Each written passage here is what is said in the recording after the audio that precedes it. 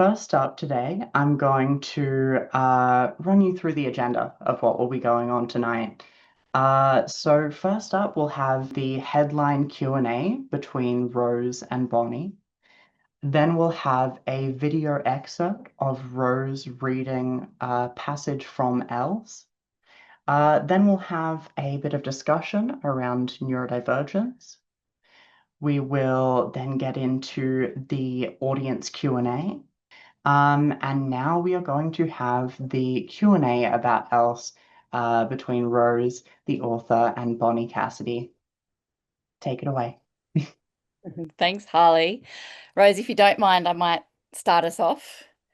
Um, Absolutely. and just seconding Harley's acknowledgement of country, calling out from Jar Jar, we're on country, where there is a storm that sounds a lot like the one that was in that trailer right now. And I think it's a beautiful backdrop to this conversation because it's quite a sort of tumultuous sky outside here now. And I think it's the same all the way down to the bay. Um, in this historic week of treaty bill being passed in the lower house. So there's a really wonderful context for this conversation, and we've planned to cover a few different angles. We are going to be talking about living on country as non-Indigenous people later in the conversation, but we're also going to touch on a bunch of other elements of this novel, and hopefully we can fit in all our questions. We're going to speak for about half an hour, so we'll see how we go. Rose, I did want to ask if you felt like reading any additional part at the opening now, or if you wanted to wait and let us listen to your recorded reading later. Thank you, Bonnie. I'm kind of laughing because I think you know what my answer is going to be. I'm always very reluctant to read. But I do feel like I need to make a defense of why that is. And I think particularly in this book, I've really written it to be a sort of one-on-one intimate experience between the author and the reader through the page. So I trust that people will get enough of my voice and words through the recording we're going to play a little bit later.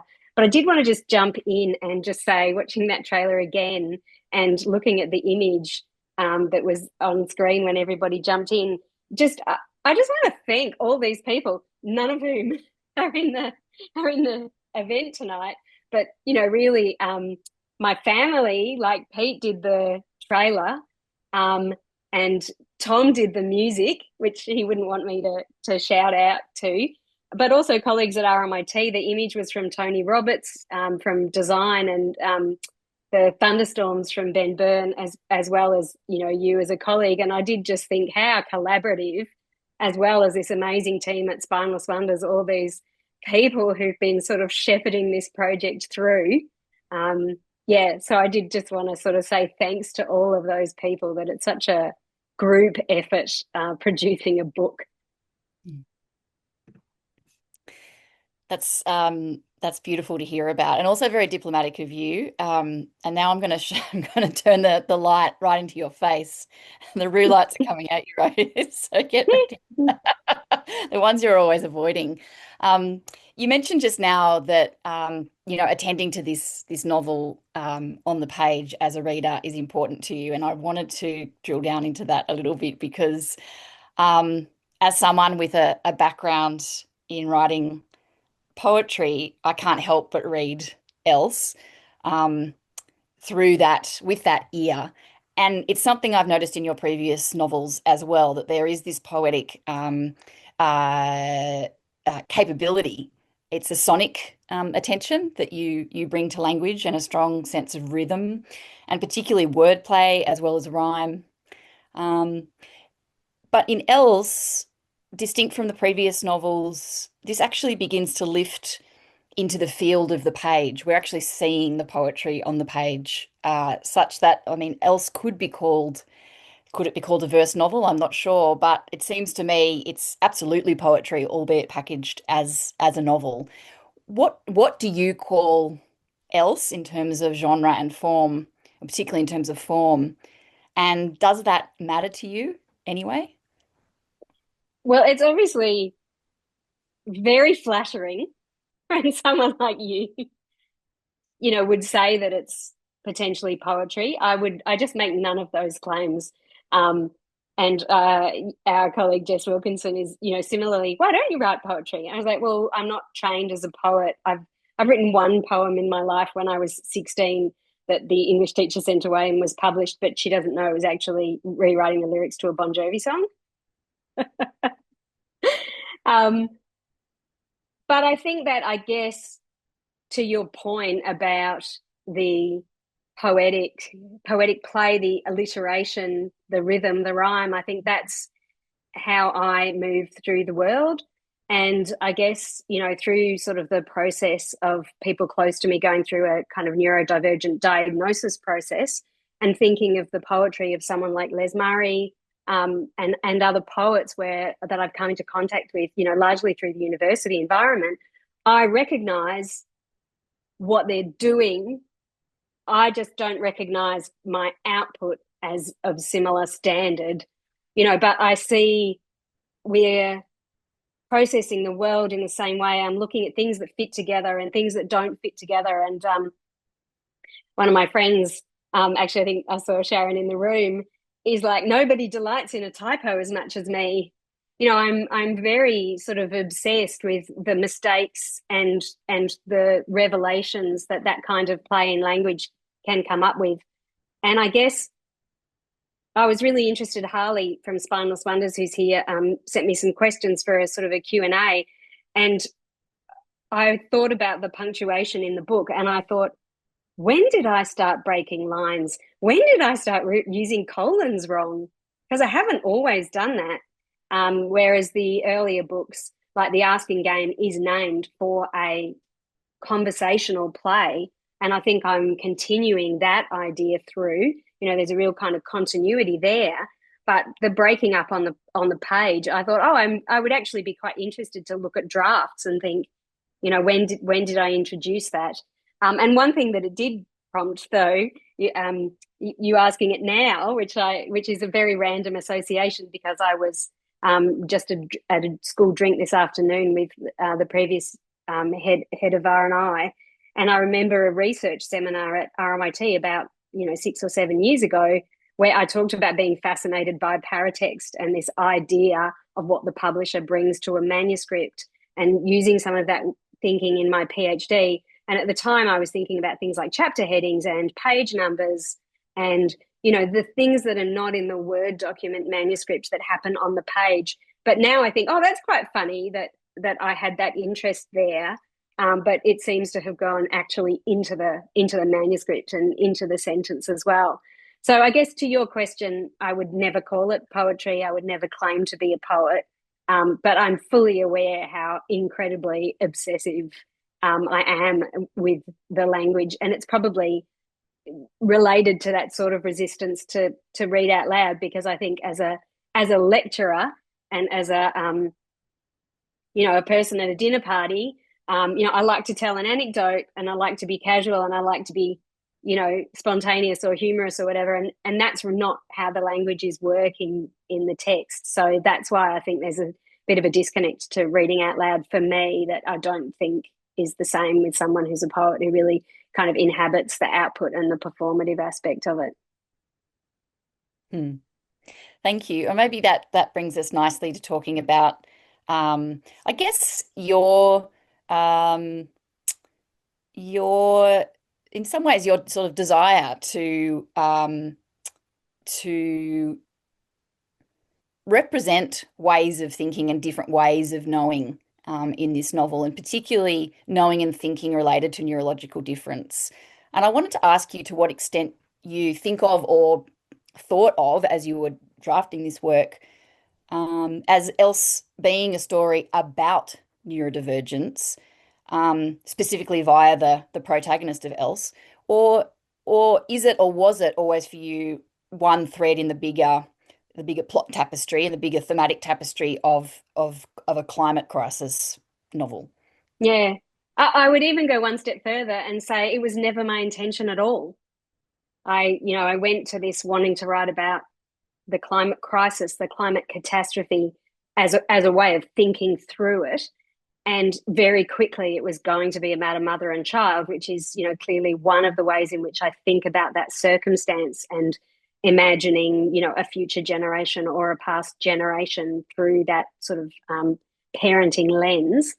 But then I think, you start to recognize what you're interested in by reading the page back to yourself and recognizing those kinds of interests. I guess the other thing that I would add is, from what I said before, it sounds like I'm, sort of self-advocating or self-identifying as, a neurodivergent individual. And I think actually what I would say is I am surprised at 50 to think, doesn't everyone think like this?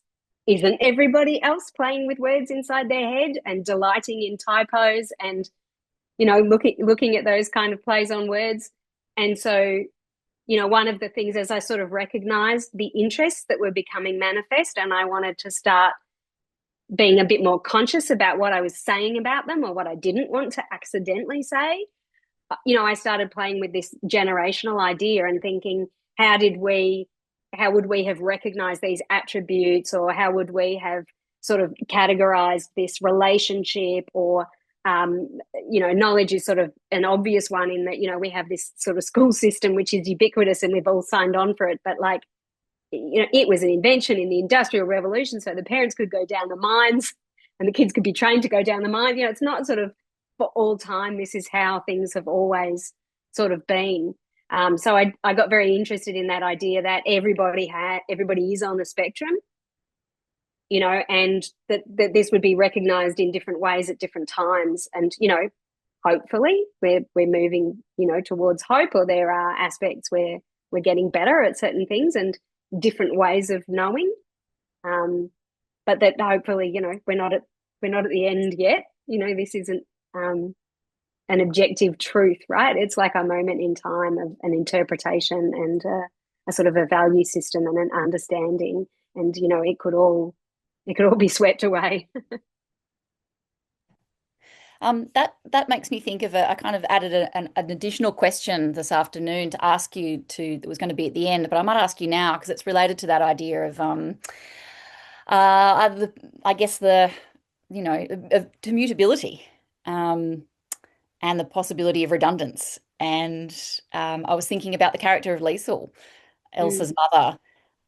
There is this trajectory that Liesl takes in the novel, to my mind anyway, to my reading, where she is increasingly excluded and becomes increasingly redundant in the life of her child and in the fate of her child. And indeed is withdrawn from the center of the narrative and the narration. And it occurs to me that I suppose this withdrawal of Liesl from the story might be saying something about parenting an adolescent. It might be about midlife experience and gender and visibility. It might also have some resonance around cultural power structures and kind of withdrawing from the center. I was really found her on my mind this week, and I was wondering if you could talk about the way that trajectory for Liesl developed through the development of the novel. Yeah. Planned from the start that she was going to go into the wings. Yeah. Such a delight having you engage and read, Bonny. You make it sound so cool. Everyone should go out and buy it. I think that I was very attached to Liesl. At some level, all the characters have aspects of me, and at some level, none of them are. And I don't see Liesl as me. But I was very attached to her, and I guess the thing is that she was the conduit by which I put all my kind of anxiety, my paranoia, and my worries, both the smallest everyday kind of worry, and also, really catastrophic, what is the point, really sort of hopeless in the face of everything. And there was a point where I really consciously went, I don't want to write a sad book. This is not a sad climate change book. And I think, all of this scientific research I was doing into animals, and I really was consciously, speaking to scientists and looking at animals, particularly in the niche in the Mornington Peninsula, looking at spider crabs and blue-ringed octopuses and sea cucumbers, and the birds and the snakes. And I sort of realized I was finding this story of hope, that a lot of animals that one might think, or that we might have thought were sort of on the brink of extinction, are very present on the peninsula, potentially more present than they've been even in the sort of 20 years I've been visiting, like, for example, blue-ringed octopi, podes, and spider crabs. And when I was speaking to scientists, they didn't know why, which is where I got this great line, never be surprised how little we know. But I thought that for me, that had the frisson of hope, even if it's, there's more snakes because the dog curfew means the dogs are locked up, and so there's more snakes on the niche. There's more blue-ringed octopus. When our kids first started doing nippers, they weren't training them to look for blue-ringed octopus, and now they are. And then, so then I made a really conscious decision to put on my big girl pants and write a book about hope, and the mother's point of view was not hopeful. And so that then became a sort of I guess you're right, in a parenting way. I was thinking of that sort of discard the host, or like a rocket ship where, you have this energy, this massive fire that's going to project this family. And it's the same for the generations before her, her mother, her grandmother, everybody is getting left behind. And that's, the way of things. Yeah. Yes, and it's only a human problem. Thank you. You mentioned talking to scientists just then, and I wanted to ask you about, being a fellow research nerd, and creative research nerd in particular, about the research kind of process while making else, because there's all sorts of, it's, again, just from my perspective as a reader, I can see documentary research in there, I can see historical, obviously the ecological, and speculative thinking as a kind of research too. In my experience, those layers of different types of research often develop in parallel to one another, but also in mosaic, where one will fill in a gap that another, creates or presents. So yeah, how did those layers kind of build up over the writing process? Yeah, you're very perceptive at, maybe I'm a little more, it's like the research is solving a problem, but the problem might be boredom or writer's block or procrastination. It's not necessarily an identified research problem. So a lot of the sort of field work, which relates in the, what would you say, the sort of third person omniscient descriptions of seasons, that was often when I was like, well, what happens next?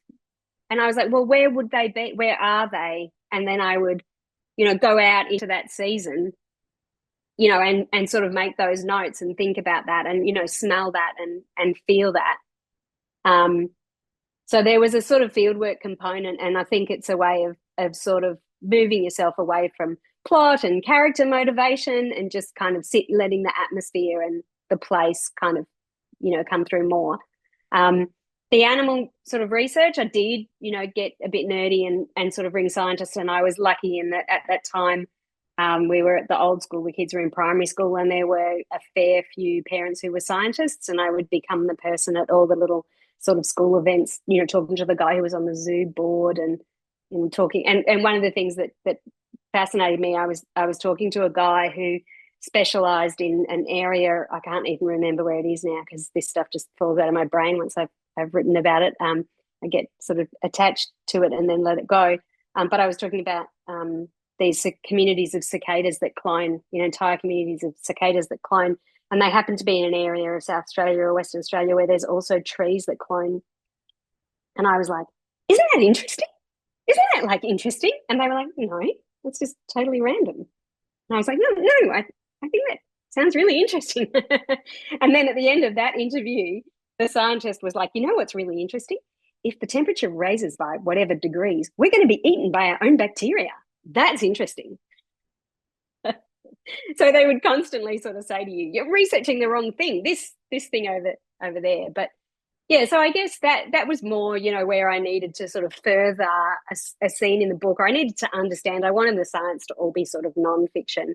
Um, and then I kind of think to that sort of speculative idea, I did, there were some fun things. In fact, I was even looking this afternoon. I remember finding a map where you could plug in what will Melbourne look like when the waters rise 50 meters. Um, so you can sort of, which is a bit more of that sort of hardcore science fiction sort of side of things. But I guess the thing for me, that was a bit of a revelation in this book was after the big draft, which was maybe a sort of second or third draft, but it was like 130,000 words. Like, it was a hot mess. Um, and I felt like I couldn't keep the story straight. And I was like, to keep the story straight, I need a timeline, I need a family tree, I need a map. And so I sort of produced these materials by which I could edit and make sure that things made sense or whatever. And then I was like, oh, I can put these in the book, which I guess goes back to that sort of paratextual fascination. And of course, anybody who read as much fantasy as I did as a teenager, like, I didn't invent this idea. It's just not generally what we do for literary fiction. But I was like, if I am enjoying that, I'm enjoying seeing these things laid out visually. And it was beautiful when I read your book, Bonnie. Like, one of the things that delighted me in it is I thought, you're also using these affordances of the page, not just as a poet, but as a publisher. And I guess that's where I feel like I've come from with those things. So I don't know whether that quite answers the questions of research, but it is a kind of an aspect of a creative practice, sort of scaffolding and a change in practice that the story determined, that I've then kind of included in the final product. Yeah, that makes sense. The story determined and also that the setting determined, would you say? Or do you Yeah. think you've embarked on that kind of process no matter where you're writing about? I think I've not written something that is so located. Well, there are no names. It's sort of a speculative peninsula. So there are, liberties that I've taken, but it's so informed by my experience of the Mornington Peninsula. And so that's something that, the first book is about the desert, and I had had an experience of driving through the desert. And the second book is based in Belgrave, and I had spent a lot of time in Belgrave, but they weren't, places where I had literally sort of, been for like 20 or 30 years, where I also really wanted to represent the way that I experienced them, which is very different than the sort of tourist visit that I had, or the relationship I'd had with those other sort of two places. So I think that fieldwork research, the way that has informed the book, was new for me. And I sort of wanted, I don't know, I wanted it to be beyond me, to be bigger than me or bigger than the page. I had these conversations. James Bradley was a great mentor and read the book and the big mess of the first draft. And we spent sort of a lot of time working on it. And one of the things that we were talking about was this sort of omniscient voice, this third person, this sort of setting, environmental, and just working out how you can get that into a book and still have the kind of page turn, still have the the plot based story, and yet have these kind of moments where you take a breath and sort of really see the horizon, and the view kind of bleeds in.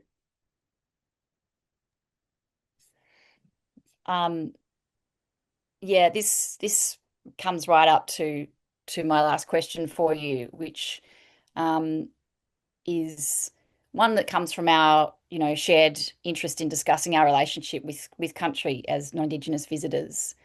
You often describe yourself as a migrant, and I go in for other terms like settler. But it is impossible for me to imagine this book without your close relationship with Bunurong, land and sea on the Mornington Peninsula behind every page of it, as you've just said. So I just wanted to ask you to talk to us a little bit more about your history with that part of Bunurong land and water, how that relationship has developed with time and age and family, and that place means to you now. Yeah. It's funny, when you said that, because I haven't clocked that I say migrant. I probably should say immigrant because I, took my citizenship at 18, or close to. I feel very strongly Australian, but I'm also very aware that I'm not born here, and I am from, the white colonizing, conquering force. And I'm a direct beneficiary of this sort of dispossession and sort of genocide. Um, One of the things I kind of ask in the book, or one of the things I try and ask in the book, or hope I ask in the book, is really how can it's mysterious to me. How can you have this incredibly close, real sympathetic connection with country that's not yours? Like I don't know. That's very mysterious to me. Do people go to an English village and say, yes, this is my soul place? People who are not from there, rather than going to it and recognizing it as a postcard or something like that. And I guess I do think it's mysterious to me, and particularly, growing up, I couldn't swim. I was the one Australian kid at 10 or whatever when everyone was having swimming lessons, and they just said, oh, just, fuck around in the toddler pool. Like, it's, what can we do now? And I got swimming lessons and, oh, thanks, mum, and all of that. But I don't kind of come from that background. And I guess, with my kids, like my husband's, generations sort of Australian, and the shack that we have down on the Mornington Peninsula, his family, bought when he was 8 or something, that kind of age. So there's very, very long kind of connection to land in Australia from his family's point of view. Not, they're not from there. But I look at my sons growing up, and how closely they're tied to the beach, to the back beach, to the surf, to nippers, just to that land. And that's so different. And I guess one of the things with writing, and whether you write a speculative story, whether it's poetic or literary, is I think that in the novel, Else hasn't been to this place before, and she fits in. She is at home here in a way that she wasn't in a sort of city school environment. And I guess that's one of the things that I'm sort of thinking about that might be more universal than a specific place or country, but it might be like that the way that we're living, that the educational system or that the office environment is actually alien perhaps to all of us. And, maybe if the place I'd been spending sort of every weekend for the last 20 years was, out near where you live, Bonnie, maybe we are primed, as animals to connect into that environment, into that sort of sensory, the smells and the touches and the feels and the sights. Maybe we would fit in anywhere but the man-made sort of structures and the forced sort of institutions. Maybe that's one of the things that I'm sort of working through in the novel. Yeah, it does make me think of scenes in the latter part of the story where we're seeing kind of fragments of the city from a distance, and it is made strange. We don't really see a lot of it in the novel, but eventually we do sort of get a glimpse of it on the horizon, as it were, and it's a little speck, and it's not just that it's sort of it's not meaningless. It does have meaning to the characters, but it doesn't look like home to them. And I think it's like a fantastical conjuration, I guess one of the things that you're sort of asking towards, or one of the things that I found difficult to navigate, is that experience of anyone who spent time in the back beach, facing the Bass Strait. It's a wild, rugged beach. We're not sort of talking about the sort of civilized bay with its sort of beach boxes and whatever, but really that quite, sort of rough ocean and those sandstone cliffs is, there's shells and there's rocks and there's a lot of sort of petrified tree roots and, old evidence of animal skeletons, and there's that sort of sense of like an archaeological history, and it's sort of, it can be quite, I don't know, ghostly or uncanny, and it's both empty and very present and very populated. And I felt in a way maybe that is like, I don't know, it's like, it's a really good image, it's a really good feeling of what it's like to be in a country that that sort of has a history that you don't have a connection to, but you're kind of walking through, so I kept thinking a lot about how you can sort of handle these materials in a way that is respectful, and evocative, but present. And I think, I think that particularly towards the end, that was something I was like really conscious, with how I wanted to write about that. I think I went to an event at the Sorrento Museum earlier this year at the Sorrento, or maybe it was like, I can't even remember now. But they had a session on the lime burning history on the Mornington Peninsula, which, is in the sort of the family backstory. And the guy who was doing the presentation said, he presented a map, PowerPoint map or whatever, and said there were 20 families living on the peninsula. And I sort of kind of looked around the room and thought, is that what we're saying? Is that, like... and so I think I'm trying to, bring a lot of hauntings into that country that are sort of pay a respect to sort of presences and histories that, we don't know. And yet you never fall into the trap of the Gothic. Instead, there's love. There's not fear of country. And I think that's what really remains with me about Else. So I quite like the Gothic. I was listening to The Secret Life of Books just the other day. They were talking about Wilkie Collins, and they actually had a description of the Gothic. It was Jennifer Egan, and she had 3 factors. She said it has a big old building, it has an innocent who's trapped, and it has a doppelganger. And I was like, oh, maybe it's speculative Gothic. Yeah. And your last novel definitely was Gothic. So thank you so much for engaging with those questions and inviting me to engage with the book like this. I think we're going to hear or watch a reading by you now that you're not actually giving, but you are. Is that right? Is that right, Harley? Yes, I actually had the privilege of editing that together, and I will say it did not get boring listening to it like 10 times because you have to when you're editing things. It was lovely, so I hope everybody else enjoys it too. April.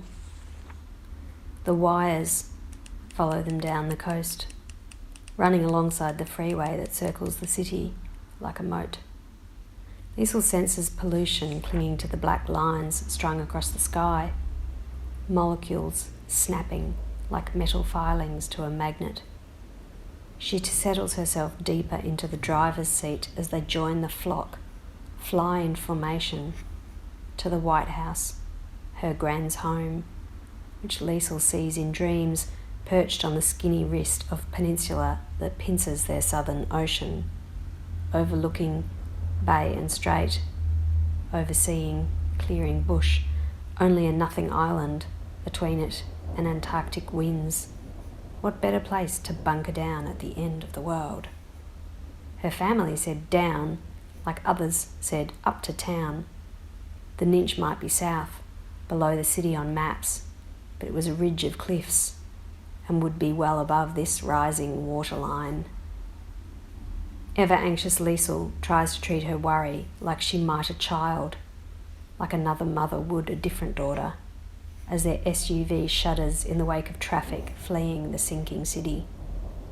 Brake lights punctuate the whitewash, flicking off and on.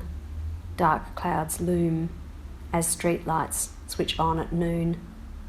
The radio warns of a month's rain in one day. Cockatiels are massing in the west. She can hear them literally screaming down the wires. They're making Else laughs, asks, cocking her head in the car's interior, a comeback? Liesl nods. Native to wetlands and scrublands, bushland. The numbers fell when clearing began. She pauses, peers through the obscured windscreen, steers, hoping the rising water won't wash their car away. For a while there, few remained, but then farmers' crops proved as tasty as the diet they'd lost. And now? She tries, replies. Early settlers called them the nymph of New Holland. Mother and daughter exchange facts, front to back, like a frontier trade, swapping trinkets, trifles, that neither quite know how to use. They are not so dissimilar. Liesl watches the woman in the window through a veil of rain, tears, storm water rising. In the rear vision mirror, Elle swivels her head from side to side, looking first with one eye and then the other. It was easy to see why she was puzzled. Cockatiels were hardly maiden-like, quite the opposite. Not so different in size to standard cockatoos, only slightly smaller, only slightly less likely to curl their crest aggressively. No wonder everyone assumed they were from the same family. They'd been reclassified recently, but who was Liesl to be a stickler for taxonomy? Who was she to say what did or didn't belong? She flaps an elbow, hands curved claw-like around the wheel. Nymph is just what scientists call immature insects. Cockatiels look female until adulthood, though they can breed well before then. Elsa's turned head angled away from Liesl means her daughter is listening. Wild birds were hooking up with semi-civilised cousins, those raised in captivity, who'd learnt expletives from bogan owners. Liesl thinks of her own parents, Ted and Joyce, not interspecies but cross-class copulation. A poor man's parrot, cockatiels were highly sociable and easily bored, keen to put their nut-cracking beaks to bad use.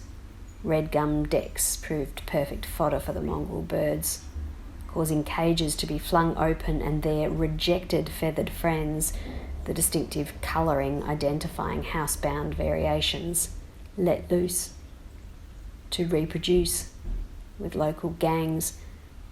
Some city-siders believe the birds have it in for us. The detritus from their foraging, acorns and sticks and shit. Liesl tips her chin towards the brimming sky, raining down on roads. A distinctly down-under pestilence.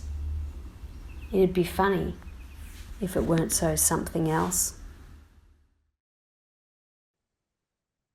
As I said, I've listened to that many times, but it's still, it's such a, as people of my generation would say, it's such a vibe.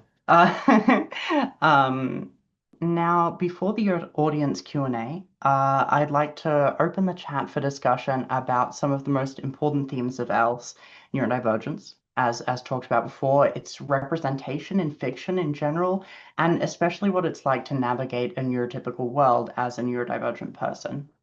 I definitely, when I was reading ELSE, felt, it was for me, as also a neurodivergent person of similar-ish generation, not as a dig towards usage at all, that it just felt like it was coming from a different place. And I know a bit of the behind the scenes, and I know that it was because in a lot of popular media that I consume, it's about filling out a cast and making things interesting or ready for conflict in a plot line.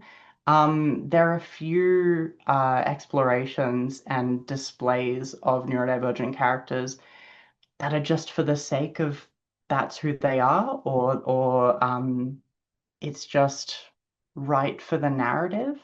And yeah, whenever it's like when you watch a movie and you see somebody who's pregnant, you're like, okay, okay, there's going to be something in this scene that's about that. There's going to be morning sickness, or there's going to be sudden labor that's important for the plot line. Or, they're going to be pressuring the main character, something in their lives. It is very much that when you see, oh, this person's filling a lot of the autistic stereotypes or the ADHD stereotypes. Oh no. And definitely didn't get any of that from else. Thanks, Harley. I No think worries. I mean, I guess the thing is I never set out to write about that. Um, and there would be other things I never set out to write about, um, being a mother necessarily. I was really motivated by the climate change, by the climate catastrophe, and I think then there was a tipping point for me in just bringing my conscious abilities. What do I want to do or say about the climate crisis, about the environment? And I think that idea of sort of arts activism um, just follows through into those other questions that Bonnie was asking, whether it's, neurodivergence or whether it's relationships to kind of unsettled country and history. And I think that's just what happens as a writer. You have this kind of Venn diagram of areas of interest, some of which you consciously choose, and some of which then you recognize in the work, and then you sort of clear away the weeds to enable it to sort of take up space and to both work out what it is, but to also help it grow in the direction you want it to. Mm. Yeah, it was one of those. Elsa's one of those pieces. Occasionally, I come across a piece of writing that feels so true to my lived experience, what I've heard of friends and family and people I've talked to, that I have this sort of second guessing in my head where I'm like, how much of this is fiction? And that's the thing that one of the things that keeps coming up the more that I learn about writing, that I write, and that I listen to other people's writing, is that the distinction between fiction and nonfiction is so blurry, and and any work that really has that emotional forethought and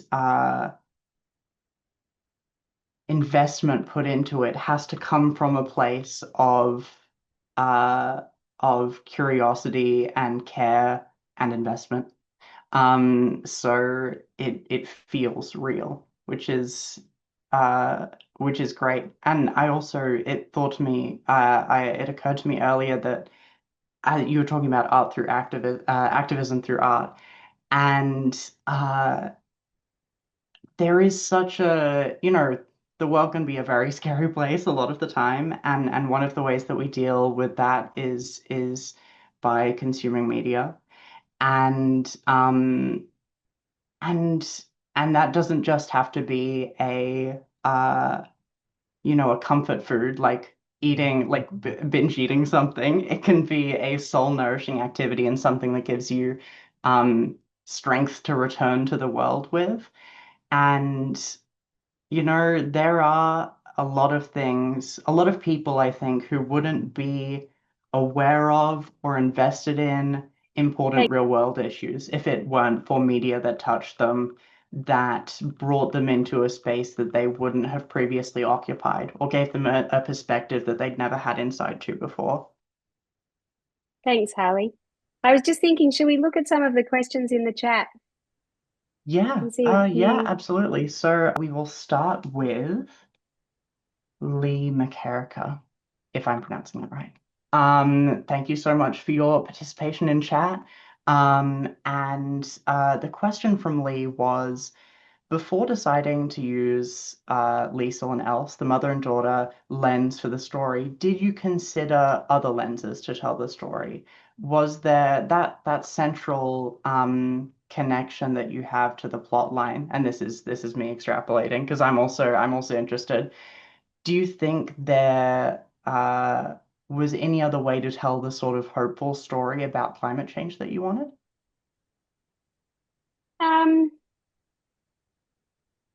Look, I think that was there from the beginning. I think that's the answer. Possibly the child wasn't fully formed, but it was always the mother.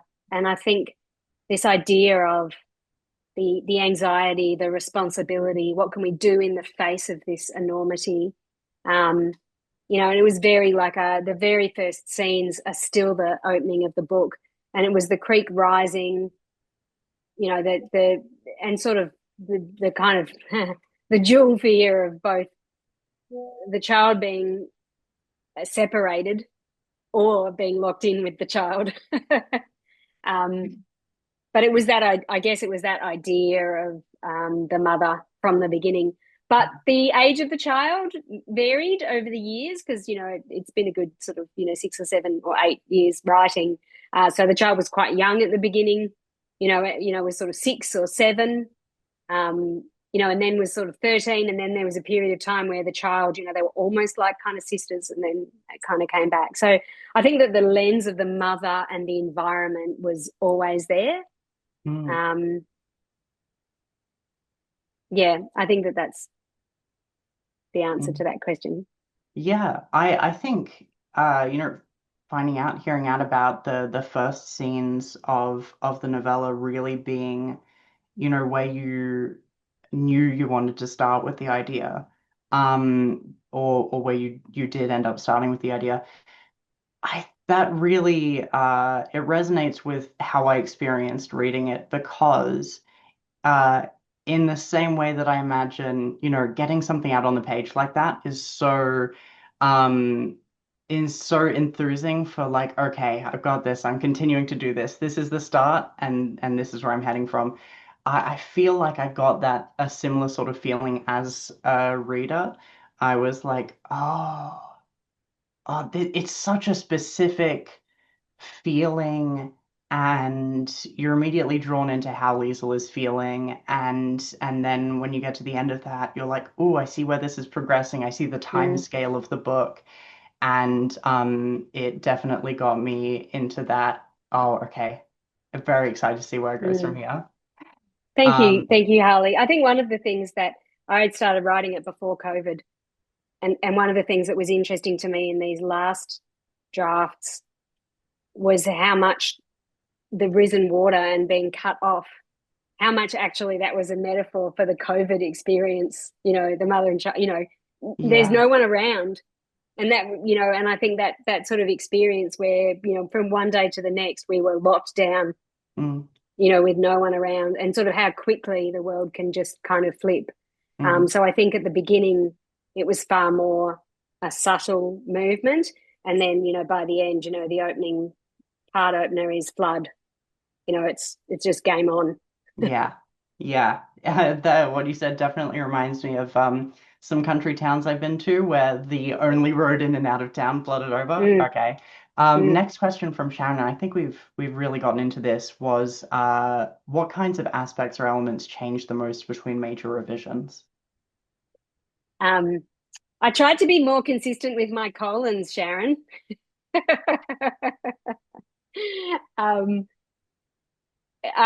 So I guess this refers back to Bonnie's sort of question about the poetic play. I think that when, as somebody who is experimenting with language, you try a lot of different things. And I think then you start to decide, well, I'm going to do some of these things. You can sort of only fuck with so much and not be more painful than you are pleasure. And so I sort of think that it got its own rules, it got its own logic, its own kind of style guide as I sort of went through. So I think in that big cut, which was probably the really major revision, it was really identifying the story, like really, hewing to the bone of plot, of what was happening. Whereas in that initial writing, there was a lot of extraneous characters and histories and backstories to kind of understand where they were, and then really just kind of cutting that away. Yeah, I with how strong of a scene that is, I know how much the initial drive can be, I have to finish painting this scene, and then I can figure out what comes from here now, but that spark needs to be realized in a way first. Um, okay, and we'll have one last question from Ivan, and that we'll go with, were there specific formal or stylistic influences, such as other writers, artists, or musicians, that shaped the structure, style, and tone of Else? No, thank you for that question. I'm going to have to give an example of punctuation play, given that that's what we've talked about. I mean, there are obviously, other the sort of things like the sort of Richard Powers Overstory, and then closer to home, Laura Jean McKay, The Animals in That Country. The Animals in the Country actually is a really great example where she again plays with paratext, doing the voice of the animals. Once they sort of get the virus and we get the virus and we can hear them, not they get the virus and they can speak English. But the way that the mosquitoes or the way that the dingoes words appear on the page, is not just a kind of, Google Translate mind meld, but it's actually in typographic font. Mosquitoes are tiny, tiny, tiny and very irritating. And, so I think that's a really great example. But I was really struck when I read Ali Smith's How to Be Both, which is just a beautiful book. And it's in two parts, which I hadn't actually thought about until you asked this question. But I'm really attached to, I was from a very early on, very attached to Else being in two parts, being a book that was binary, that was dual, being a book about, being anti-binary. But it needed to be in these two parts to kind of do that. And in How to Be Both, there's two narratives. There's a contemporary narrative and a historic kind of Renaissance kind of narrative.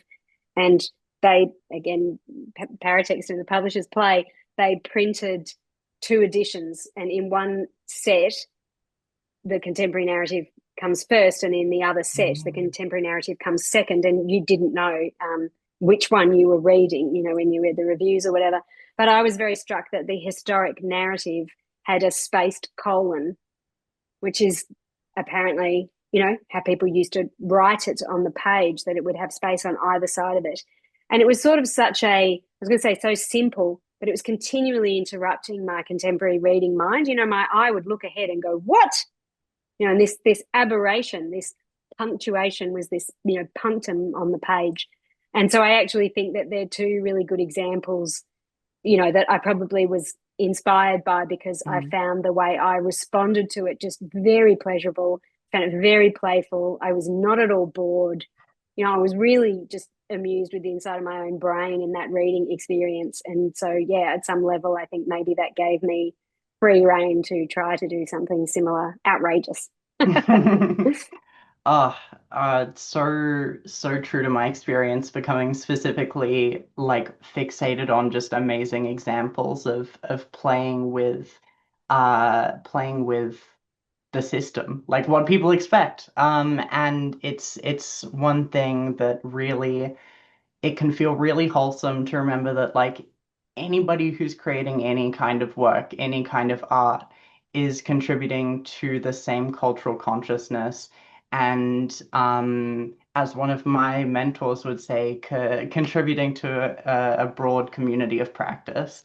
Um, and yeah, so that was fantastic. Thank you so much for your continued delving into everything that everybody had to ask.